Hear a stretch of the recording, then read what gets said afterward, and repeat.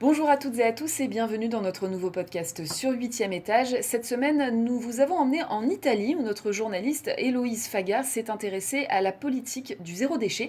Et pour aborder ce sujet avec nous aujourd'hui, Ferran Rosa de Zero Waste Europe. Ferran Rosa, bonjour. Bonjour. Alors bon, pour commencer, on va se faire une petite idée de la France. Où se situe-t-elle par rapport à l'ensemble de l'Europe? La France est à peu près à la moyenne de l'Europe. Elle est pas forcément plus performante que les autres pays européens. Dans certains aspects, elle est en avance, mais pas forcément. Donc, dans d'autres, elle est vachement derrière. Donc, on dirait que est un peu dans la moyenne, mais bon, au moins, après, on a une législation très avancée, il suffit juste de la mettre en place et, euh, et commencer à faire travailler au niveau local. Mais au niveau législatif, la France on dirait, très avancée. Après, au niveau de l'implémentation, ça se passe plutôt un peu pire, disons. Quels seraient les points forts de la France justement? Bah, d'un côté, je pense que la loi de transition énergétique a instauré l'obligation de la collecte séparée des biodéchets ou collecte à la source des biodéchets, ce qui va venir aussi au niveau européen comme obligation dans quelques mois ou années. On doit encore voir un peu ce qui se passe ici à Bruxelles, mais pour ça, la France a pris l'avantage et notamment devant. Après, le problème, c'est que même si on a mis l'obligation de faire la collecte à la source, ça ne va qu'être que pour 2025. Donc, on donne un délai de 10 années pour les communes ou les collectivités à mettre en place ces collectes. Donc, du coup, c'est pour ça que je dis, des fois, la loi, elle est très progressiste, mais on doit voir ce qui se passe sur le terrain. Après, la France on dirait, elle est avancée où elle l'un des pays leaders dans tout ce que c'est la prévention des déchets, notamment ce qui c'est les plastiques dans son usage. On a vu pour les sacs plastiques, il n'y a que la France et l'Italie qui ont interdit en Europe. Et on l'a vu aussi avec, je pense que c'était les gobelets et tout ce que c'est, ouais, les couteaux, les fourchettes en plastique. Après, même si la France elle veut avancer dans ce sens-là, c'est difficile à le faire en tant qu'État membre parce qu'il y a pas mal de normes au niveau européen qui empêchent d'aller au-delà. Donc, il faut vraiment travailler ensemble entre tous les États pour que ouais, ça puisse avancer. Dans ce sens-là, je vois bien que la France, elle pousse les autres, ses collègues européennes pour, pour aller au-delà, mais ça se passe pas forcément. Euh, ouais. Alors, vous le disiez tout à l'heure, au niveau des communes, des fois, il y en a certaines qui sont vraiment très fortes. Est-ce qu'il y a des villes françaises qui se distinguent, qui sont un peu leaders dans le pays? En fait, on a plusieurs modèles. Je connais pas énormément la situation en France, mais on a des très bons exemples. Notamment, la semaine passée, je visitais Besançon et le Grand Besançon qui est vraiment performant et ils ont mis en place un programme très extensif de compostage en pied d'immeuble, de compostage de quartier, compostage aussi à la maison, domestique. Et ça se passe plutôt bien. On dirait que c'est une très bonne pratique au niveau européen même. Après, je sais que qu'on a des collectivités qui ont des très bons résultats aussi en Bretagne, quelques-unes en Alsace, un peu partout, mais c'est difficile à avoir l'image complète. Ce qu'on voit, c'est normalement, c'est que les petites villes ou les villes moyennes ont des performances plutôt bien, ou au moins un peu mieux que la moyenne européenne. Après, c'est les grosses villes où c'est la catastrophe, je dirais. Alors, parce qu'effectivement, justement, j'avais lu que les performances de tri dans les milieux urbains étaient inférieures que dans les milieux ruraux. Alors, ça paraît un peu étonnant, en fait. Comment ça se fait? Bah, il y a plusieurs choses. D'un côté, on produit moins de déchets dans le milieu rural. Il y a des déchets qui sont assimilés à des déchets ménagers, par exemple les déchets des petits commerces, des déchets des petits restos qui sont collectés des fois avec le système avec les déchets ménagers.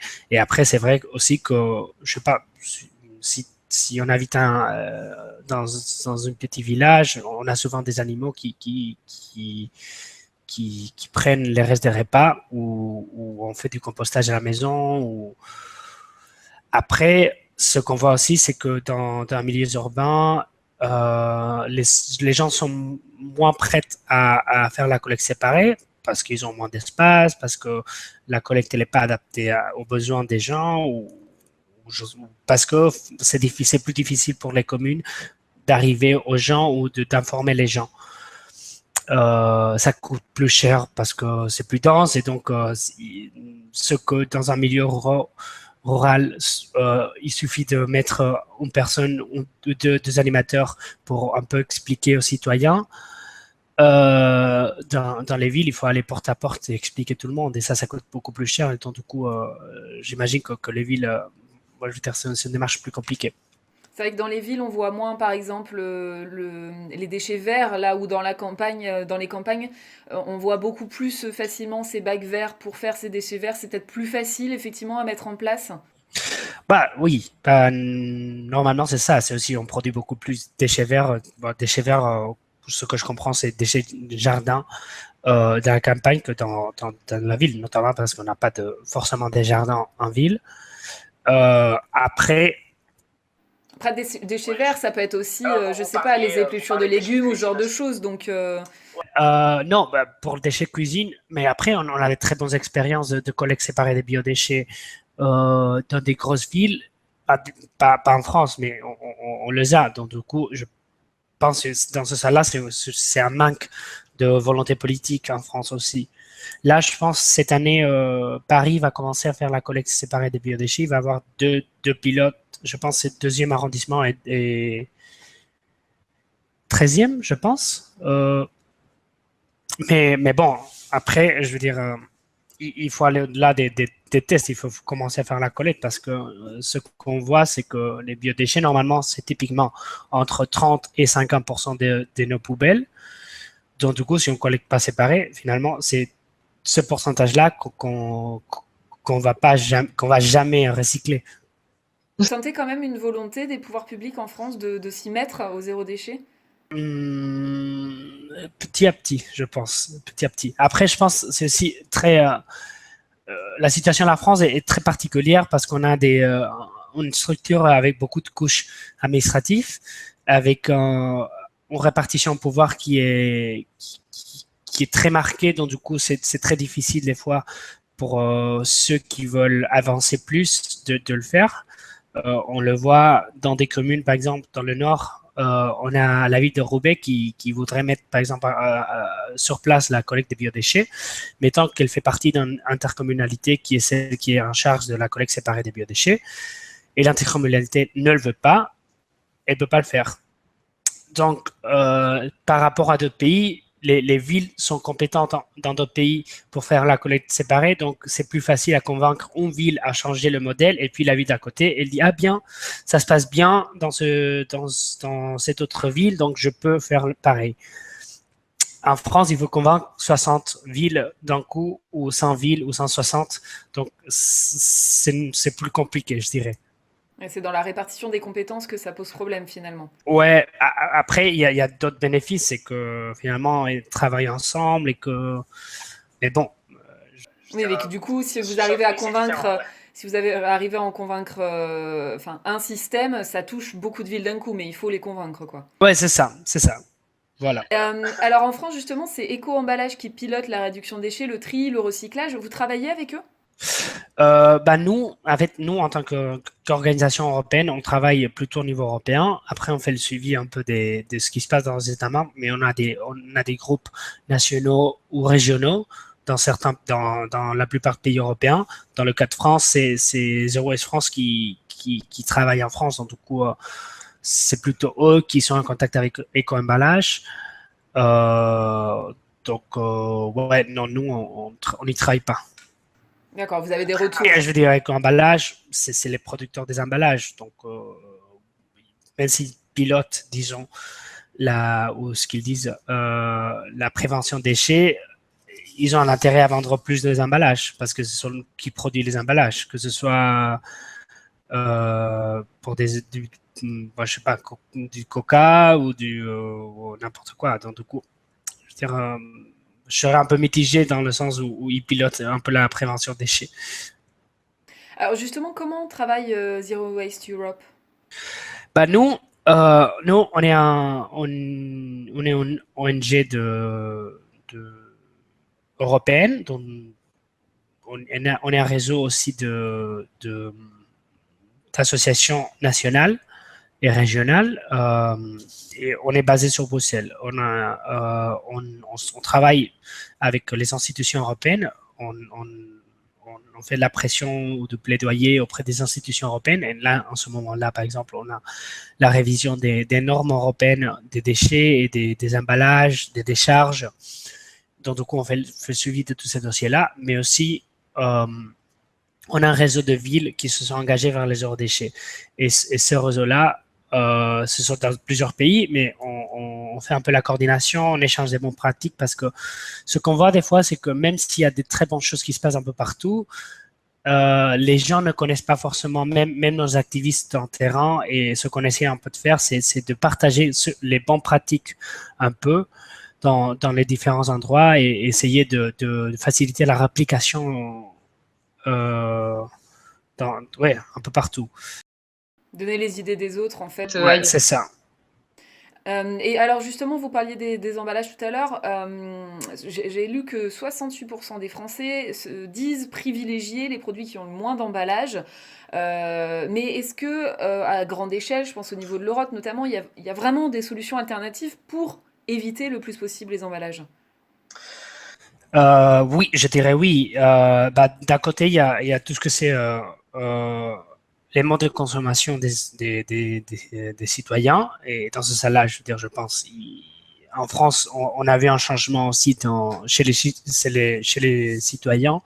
On privilégie de plus en plus ces produits-là qui ont demande d'emballage parce que bon, finalement, quand on achète quelque chose, la plupart des fois, on n'a pas besoin de tellement de choses. On voit quand on achète des madeleines qui sont emballées individuellement dans un grand sac et les gens vraiment, ils n'aiment pas forcément. Après, il y a un point aussi d'éco-conception et dans ce sens-là, ce qu'on travaille au niveau européen avec les directives déchets, c'est d'introduire des éléments d'éco-conception dans des emballages.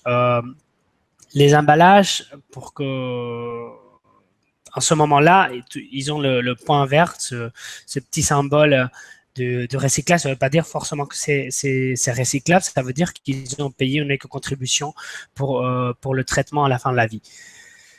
Qu'est-ce qu'on veut faire au niveau européen et qu'est-ce que la Commission européenne et le Parlement européen proposent en ce moment-là, c'est que cette éco-contribution, elle est modulée selon la recyclabilité ou selon la capacité de réemploi de ces produits et cet emballage. Donc, du coup, ce producteur qui met dans le marché des produits qui sont moins recyclables ou qui ne peuvent pas réparer ou qui peuvent pas ou qu'ils ont je sais pas, des toxiques qui empêchent qu'ils ont une vie plus longue ou je ne sais pas, devraient payer plus et ceux qui mettent dans le marché des produits qui sont plus environnementaux ou plus performants dans le sens environnemental, ils paieraient moins.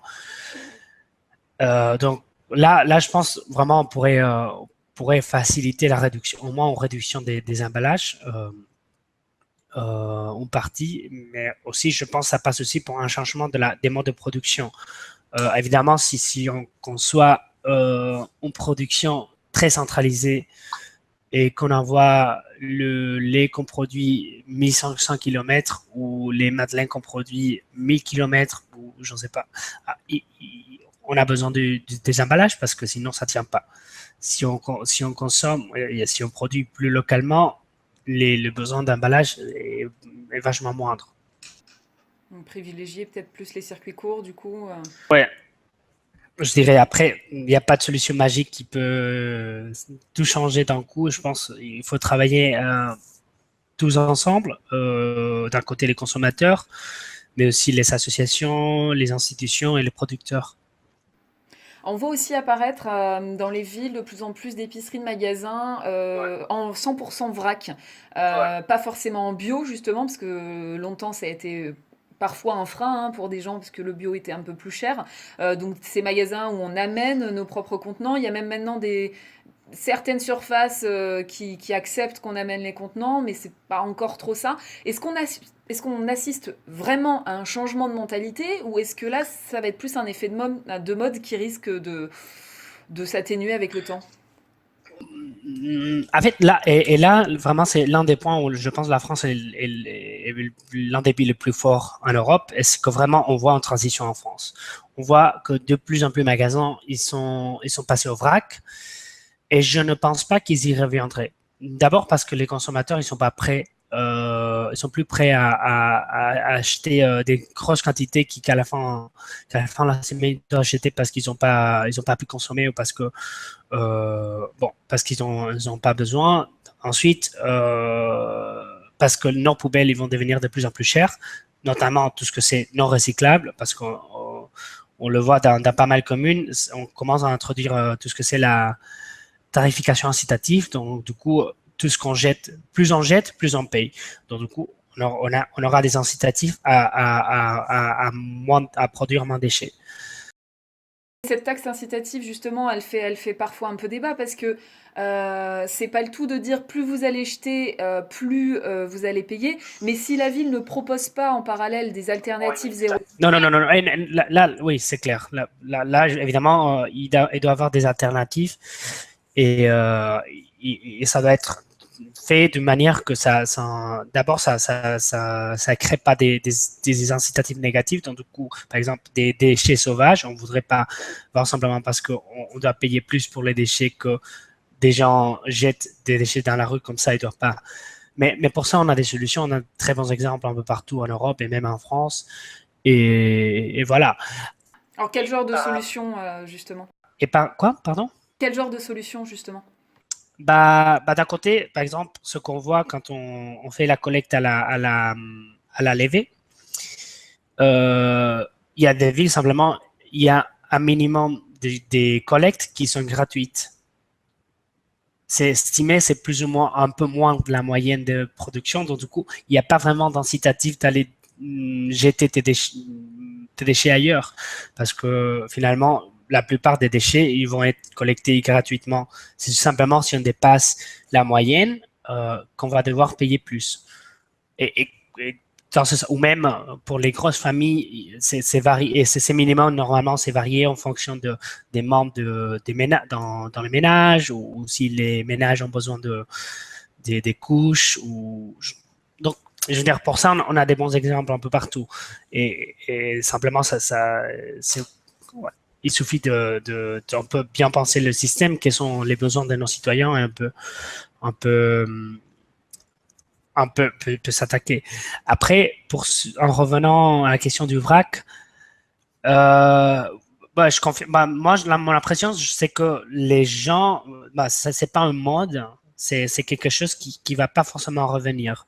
Euh, donc, on va voir, mais c'est clair que il y a une valeur ajoutée pas forcément à l'achat en vrac, mais en général à l'achat des produits dont on sait d'où ils sortent ou bon, je dirais, ce fait de produits uniques, pas uniques, mais voilà, qui ont plus de qualité ou qui sont. Et je pense que les gens de plus en plus préfèrent bien manger ou que de manger n'importe quoi ou que manger un peu partout la même chose. Mais bon, c'est difficile à dire. Après, on n'a pas donné facile au niveau, je sais pas, d'analyse marché mais bon, en tout cas, c'est une démarche qui, je veux dire, c'est un processus qui accroît beaucoup en France et on voit de plus en plus. Donc ça va au-delà de l'effet de mode, effectivement. On va revenir sur l'Italie. Dans notre article, on parle du fait que Zero Waste a empêché la construction d'un nouvel incinérateur. Est-ce qu'il y a des actions comme ça que vous avez réussi à mettre en place en France? Oui, malheureusement, c'est pas aussi performant qu'en Italie, mais après, par exemple, je vous expliquais juste vendredi, j'étais à Besançon et l'une des raisons pour lesquelles ils se sont passés au zéro déchet, zéro gaspillage, c'est parce qu'ils voulaient pas construire un deuxième. Ils ont deux fours dans son incinérateur et ils voulaient en fermer un parce qu'ils voulaient pas le premier, il était trop vieux, ils devaient soit le refaire, soit le fermer. Et pour le fermer, ils devaient simplement réduire la quantité de déchets, sinon c'était pas possible. Et là, on voit à Besançon, ils se sont engagés déjà à fermer ce premier four. Et donc, à 40% de moins de déchets vont aller en incinérateur à Besançon. Après, c'est ça, ceci dit, la situation, c'est pas la même que dans d'autres pays. On voit bien que, par exemple, Paris, lorsqu'à Paris, ils déclarent qu'ils veulent aller vers le zéro déchet, en même temps, ils investissent 2 milliards d'euros dans l'incinérateur d'Ivry. Quand on ne fait pas la collecte séparée des biodéchets toujours, ou la collecte séparée en général, elle est très faible, je pense, il y a environ ou même moins de 15%. Donc, je pense, avant d'investir 2 milliards d'euros sur un nouvel incinérateur, peut-être qu'on pourrait améliorer la collecte séparée et de voir ce qu'on peut faire, parce que finalement, on dit toujours qu'on n'a pas l'argent pour aller voir les gens et convaincre qu'il faut séparer les déchets ou améliorer un peu le tri mais pourtant on a de l'argent à investir un super grand incinérateur qui au bout d'un moment je pense ça va être inutile parce que si on est censé d'aller vers une diminution de déchets, vers une meilleure collecte, vers un meilleur un majeur recyclage, je pense bon et là c'est aussi une question de comment est-ce qu'on investit l'argent public, je pense. Une espèce de double discours, quoi, finalement, à ce niveau-là. Et est-ce qu'on a justement un peu des statistiques du pourcentage de personnes qui recyclent en France? Bah, le pourcentage, je veux dire, c'est un peu difficile à dire combien de gens ce qui recyclent parce que finalement, ce sont des données qu'on a au niveau local. Certaines villes, ils ont fait des analyses un peu combien de gens ou dans quel quartier les gens ils participent plus ou moins. Après, ce qu'on a, et ça c'est plus facile à dire, c'est des données de collecte séparée ou des données de recyclage. Et bon, c'est pas tout à fait la même chose, mais quand même, c'est bon, c'est un indicateur qui est le plus proche, disons, parce que finalement, si on collecte séparé, si la collecte séparée à 60% ou à 70%, ça ne veut pas dire forcément que 70% des gens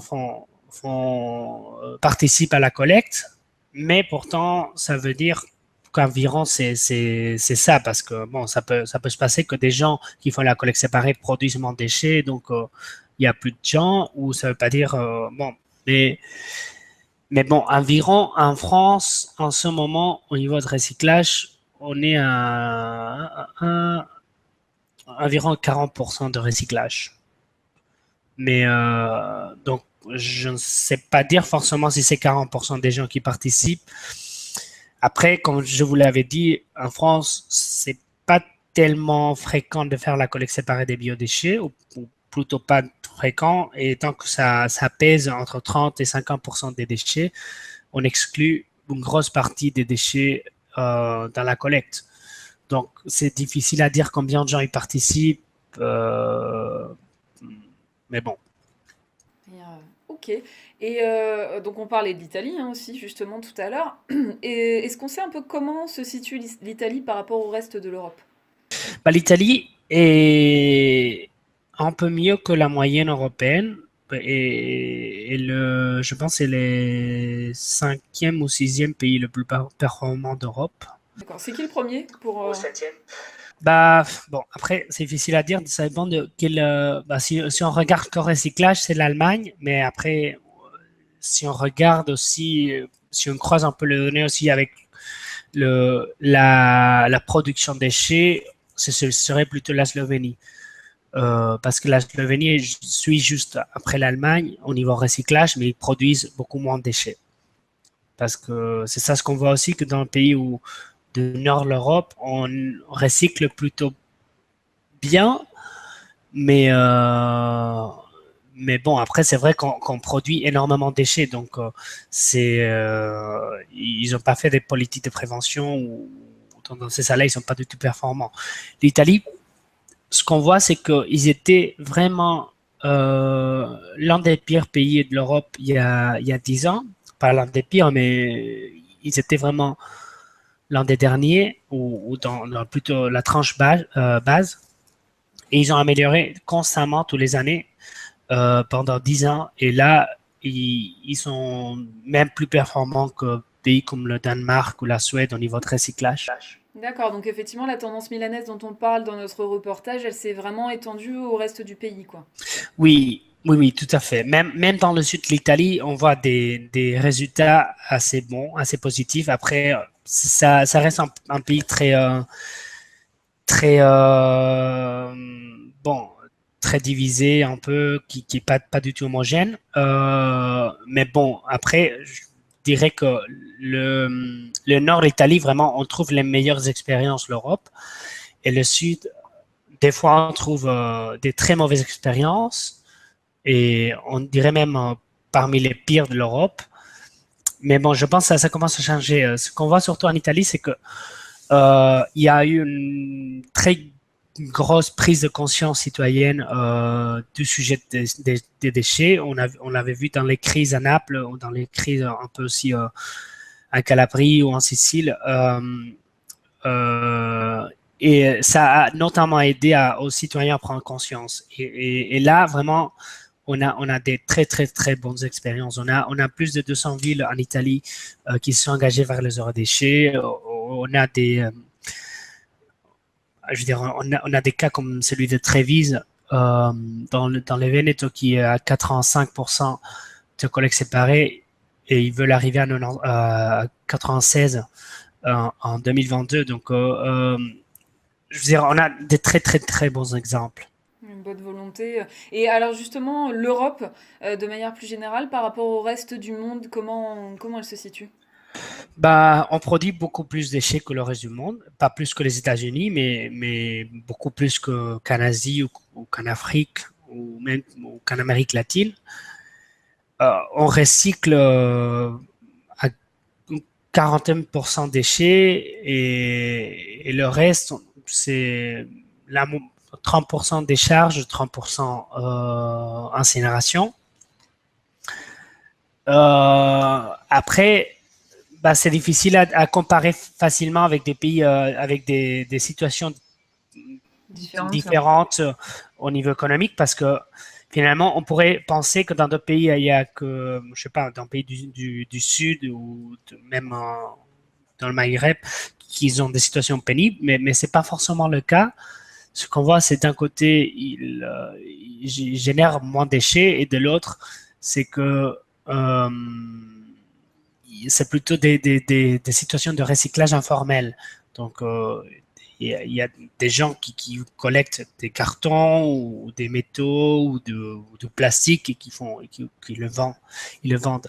Et on a des très bonnes expériences un peu partout dans le monde, mais où ces recycleurs informels se sont mis un peu en coopérative et ils ont eu des accords avec la ville ou la commune pour pouvoir faire la collecte. Et au lieu de devoir collecter ces déchets-là dans les décharges, ils peuvent aller en porte-à-porte ou peuvent aller chercher chez les gens. Donc, du coup, c'est beaucoup plus sûr pour eux, c'est plus sain aussi. Mais donc, je dirais pas forcément que l'Europe est plus performante que le reste du monde, mais c'est aussi très compliqué à dire parce que nous, on a un système de statistiques qui a rien à voir avec d'autres pays. Donc, c'est compliqué à dire, je dirais. Après, en tout cas, tout ce que c'est prévention, là, on pourrait être beaucoup plus fort. Ok, et alors on va juste faire un rappel pour conclure, parce qu'on entend encore des personnes dire qu'ils n'ont pas forcément envie de se mettre au tri, à réduire leurs déchets parce qu'ils voient pas vraiment ce que ça changera.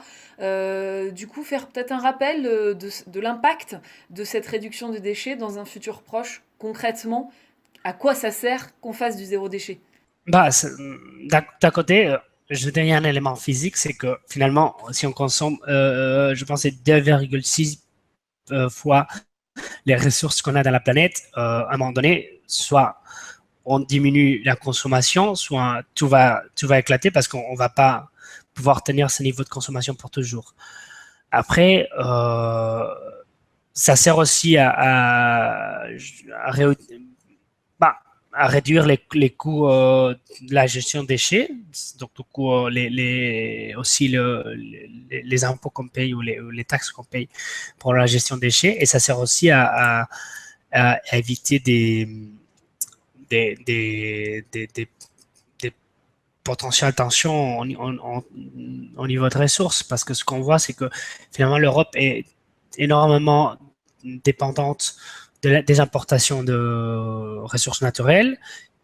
Déjà, on n'arrive pas à tout recycler, on recycle que 40% et même pas de la même manière partout, et même on ne sait pas même faire euh, le même produit de ce qu'on recycle. Donc, déjà, on voit en perte de ressources, mais à un moment donné, si les prix des ressources naturelles vont augmenter, ça va être vraiment très mauvais pour l'économie européenne et pour notre économie. En ce moment, ce qu'on voit, c'est qu'environ, je pense, c'est 40% des coûts de production, c'est lié aux ressources naturelles. Donc, bon, bah, je veux dire, je pense que ça n'a pas trop de sens de dépenser tout cela, et qu'on pourrait potentiellement réduire ses coûts et peut-être privilégier plus d'emplois, peut-être. Et c'est pour ça aussi que la Commission européenne avait lancé cette idée de l'économie circulaire. On peut transformer l'économie européenne, qui en ce moment est très linéaire. On fait des extractions de ressources ou des importations de ressources. On fait la transformation, on fait la production, et puis finalement, on envoie soit la plupart de ceux-ci soit mis soit en décharge, soit dans des usines d'incinération. Et, et voilà. Donc, l'idée, c'était plutôt changer cette dynamique-là et réintroduire tous ces matériaux, encore une fois, dans l'économie, afin d'abaisser les coûts aussi pour nos entreprises, créer des emplois locaux qui ne peuvent pas être délocalisés. Mais bon, vraiment, ça a posé beaucoup de questions. Comment est-ce qu'on fait cette transition-là? Mais je pense que c'est vraiment un changement très positif et qui peut stimuler énormément de création d'emplois dans notre continent. Après, dans le cas individuel des gens, s'ils veulent participer ou pas, je pense que d'un côté, nos communes ou nos collectivités, vraiment, elles doivent s'attaquer, doivent mettre en valeur l'importance de la collecte, être plus transparent avec ce qu'on fait, avec où l'on envoie nos déchets, comment est-ce qu'on le traite, un peu pour que les citoyens sachent et puissent voir ce qu'on en fait. Et finalement, essayer de rendre facile, parce que finalement, ce qu'on veut, c'est que les gens ils le fassent. Donc, du coup, ça doit être plus facile à séparer les déchets que de ne pas le faire. Et en ce moment, ce qu'on voit, c'est que dans beaucoup d'endroits, c'est plus facile à rien faire, et même des fois moins cher, que ce soit au niveau de temps ou au niveau d'argent, que de séparer. Rendre facile le bon geste. Ouais, ouais, voilà. Le discours qui va être donné va initier ou pas, en tout cas, l'envie chez les gens de s'y mettre, la manière dont ça va être présenté et effectivement, comme vous dites, la transparence aussi sur le fonctionnement. Bah écoutez, merci beaucoup, Ferran Rosa, d'avoir participé à ce podcast, de nous avoir tout dit sur le zéro déchet en Europe. Merci à vous. Et quant à tous nos internautes, je vous dis donc à la semaine prochaine pour un nouveau podcast sur 8e étage.